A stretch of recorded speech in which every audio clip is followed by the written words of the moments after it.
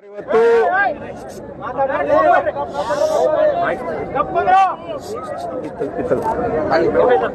ಇವತ್ತು ಬೆಳಗಾವಿ ನಾಡಿನಲ್ಲಿ ಸಂಗೊಳ್ಳಿ ರಾಯಣ್ಣ ಮತ್ತು ಕಿತ್ತೂರು ಚೆನ್ನಮ್ಮ ಇರ್ತಕ್ಕಂಥ ಗಟ್ಟಿ ನೆಲೆಗಿರ್ತಕ್ಕಂಥ ಬೆಳಗಾವಿಯ ಚೆನ್ನಮ್ಮ ಸರ್ಕಲ್ ನಲ್ಲಿ ರಾಜ್ಯದ ಭೂಮಾಪಕರನ್ನ ವಿಶೇಷ ನೇಮಕಾತಿ ಮೂಲಕ ಕಾಯಂ ಮಾಡಬೇಕಂತೇಳಿ ಅವರೆಲ್ಲರ ಸಮ್ಮುಖದಲ್ಲಿ, ರೈತ ಸಂಘದ ಸಮ್ಮುಖದಲ್ಲಿ ಒಂದು ಹೋರಾಟವನ್ನು ಹಮ್ಮಿಕೊಳ್ಳಲಾಗಿದೆ.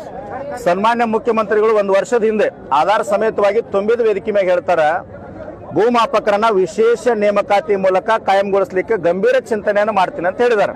ಆದ್ರೆ ಇವತ್ತು ಅವ್ರು ಯಾವ ಚಿಂತನೆ ಮಾಡ್ತಾ ಇದ್ದಾರೆ ಅಂದ್ರೆ ದಾವಣಗೆರೆ ಮತ್ತು ಬಾಗಲಕೋಟೆ ಒಳಗಿರ್ತಕ್ಕಂಥ ರಾಜ್ಯದ ರಾಜಕಾರಣದ ಚಿಂತನೆಯನ್ನು ಮಾಡ್ತಾ ಇದ್ದಾರೆ. ನಾನು ಅವ್ರಿಗೆ ವಿನಂತಿ ಮಾಡ್ಕೊಳ್ತೀನಿ, ದಯವಿಟ್ಟು ಎಲೆಕ್ಷನ್ ಮುಗಿತಕ್ಕ ಏನ್ ಚಿಂತನೆ ಮಾಡಬೇಡ್ರಿ, ಉಪಚುನಾವಣೆ ಮುಗಿದ ನಂತರ ಒಂದು ಚಿಂತನೆಯನ್ನು ಮಾಡ್ರಿ.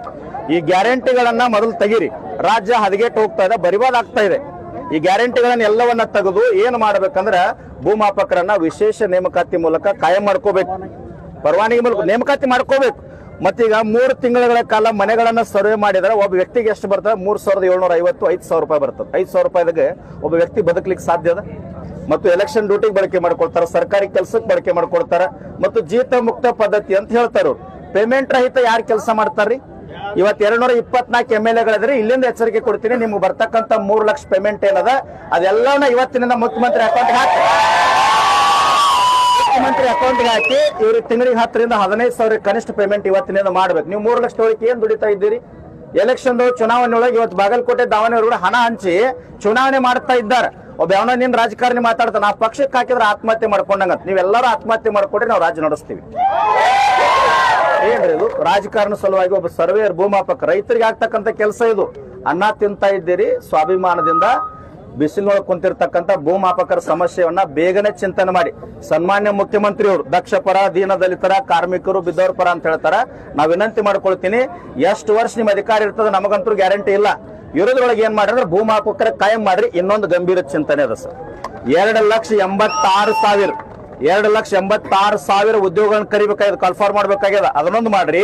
ಇನ್ನೊಂದು ಗಂಭೀರ ಚಿಂತನೆ ಏನದ ಅಂದ್ರೆ KPSC ಅಂತ ಭ್ರಷ್ಟಾಚಾರದ ಕೂಪದ, ಅದನ್ನ ರದ್ದು ಮಾಡ್ರಿ.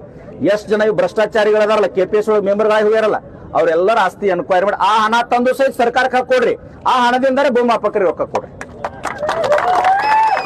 ಇದೇ ರೀತಿ ಮುಂದುವರಿತಂದ್ರೆ ನಮ್ಮ ರಾಜ್ಯ ಅಧ್ಯಕ್ಷರಾಗಿರ್ತಕ್ಕಂಥ ಭೂಮಾಪಕರ ಸರ್ವೇರ್ ಅಧ್ಯಕ್ಷರಾಗಿರ್ತಕ್ಕಂಥ ಅಧ್ಯಕ್ಷರ ನೇತೃತ್ವದೊಳಗ ಎಲ್ಲಾ ಜಿಲ್ಲೆಗಳ ಜಿಲ್ಲಾಧ್ಯಕ್ಷರು ನಮ್ಮ ರೈತ ಸಂಘದ ನೇತೃತ್ವದೊಳಗ ಬೆಂಗಳೂರಿಗೆ ಏನಾದ್ರೂ ಹೋರಾಟಕ್ಕೆ ಕರೆ ಕೊಟ್ರಂದ್ರೆ ನಾವೇನ್ ಮಾಡ್ತೀವ್ರ 31 ಜಿಲ್ಲೆಗಳ ರೈತರನ್ನ ಕರ್ಕೊಂಡು ಬೆಂಗಳೂರು ಸಂಪೂರ್ಣ ಬಂದ್ ಮಾಡಿ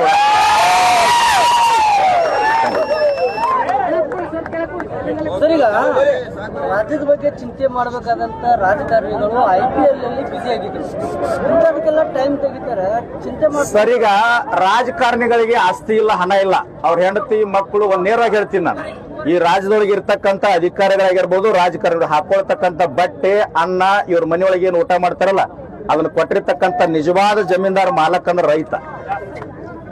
ನಾವು ನಿಜವಾಗ್ಲೂ ಜಮೀನ್ದಾರು, ನಾವು ಸಾಹುಕಾರ. ಆದ್ರೆ ಇವರೆಲ್ಲ ಭಿಕಾರಿಗಳಾಗ ರಾಜಕಾರಣಿಗಳು. IPL ಟಿಕೆಟ್ ಕೇಳ್ತಾರೆ, ಯಾರೊಬ್ಬರು ಮನೆ ಶಾಸಕರಿಗೆ ಕೇಳ್ತಾ ಇದ್ರು ಪಾಪ. ಯಾರಿಗಾರ 224 MLAಗಳಿಗೆ IPL ಟಿಕೆಟ್ ಬೇಕಾದ್ರೆ ನಮ್ಮ ರೈತ ಸಂಘಕ್ಕೆ ಕರೆ ಮಾಡ್ರಿ, ನಾವೆಲ್ಲ ಪಟ್ಟಿ ಹಾಕಿ ನಿಮ್ಗೆ IPL ಟಿಕೆಟ್ ಕೊಡಿಸ್ತೀವಿ. ಸರ್, ಈಗ ರಾಜಕಾರಣಿಗಳು ಜನಸೇವೆ ಮಾಡ್ತೀವಿ ಅಂತ ಹೇಳ್ತಾರೆ, ನಿಜವಾಗ್ಲೂ ಜನಸೇವೆ ಮಾಡ್ತಾ ಇದಾರ ಅಂತ? ಸರ್, ನನಗಿಂತ ಹೆಚ್ಚು ಮಾಧ್ಯಮದವರಿಗೆ ಅದ್ರ ಬಗ್ಗೆ ಜ್ಞಾನ ಅದ. ಅವ್ರೆಷ್ಟು ಸೇವೆ ಮಾಡ್ತಾ ಇದ್ದಾರೆ, ಏನ್ ಮಾಡ್ತಾ ಇದ್ದಾರೆ, ಟಿವಿಯಾಗ ಹೆಂಗ್ ಬರ್ತಾರೆ ನೀವ ನೋಡ್ತಾ ಇದ್ದಾರೆ, ಅವ್ರೆಲ್ಲ ಸುದ್ದಿ ನೀವು ತೋರಿಸ್ತಿರ್ತೀರಿ. 3 ಲಕ್ಷ ಪೇಮೆಂಟ್ ಎದ್ರ ಸಲುವಾಗಿ ಕೊಡ್ಬೇಕು ಸರ್ ಇವರು? 3 ಲಕ್ಷ ಪೇಮೆಂಟ್ ಎದ್ರ ಸಲುವಾಗಿ ಕೊಡ್ಬೇಕು? ಒಂದು ಕಬ್ಬು ರೈತ ಹೋರಾಟ, ವಿದ್ಯಾರ್ಥಿಗಳ ಹೋರಾಟ, ಭೂಮಾಪಕರ ಹೋರಾಟ, ತಾಯಂದಿರ ಹೋರಾಟ, ಎಲ್ಲದಕ್ಕೂ ಹೋರಾಟ ಅಂದ್ರೆ ಹೆಂಗ್ ಸರ್ ಇದು ರಾಜ್ಯದೊಳಗೆ ಅಧೋಗತಿ ಹೊಂಟದ. ಅದಕ್ಕಾಗಿ ಸಿದ್ದರಾಮಯ್ಯನವರಿಗೆ ಏನೂ ದಿಕ್ಕು ತಿಳಿತಾ ಇಲ್ಲ. ನಾನು ಒಂದೇ ವಿನಂತಿ ಮಾಡ್ಕೊಳ್ತೀನಿ, ಈಗ ಸದ್ಯ ಮಾಡಬೇಡ್ರಿ.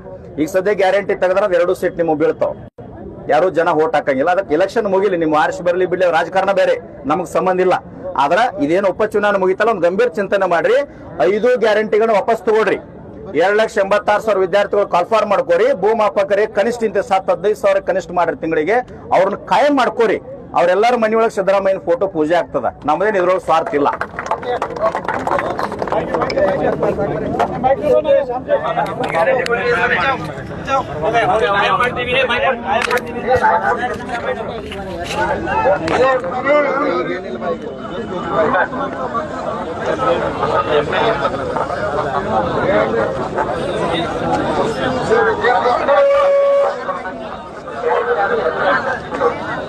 ಇಲ್ಲ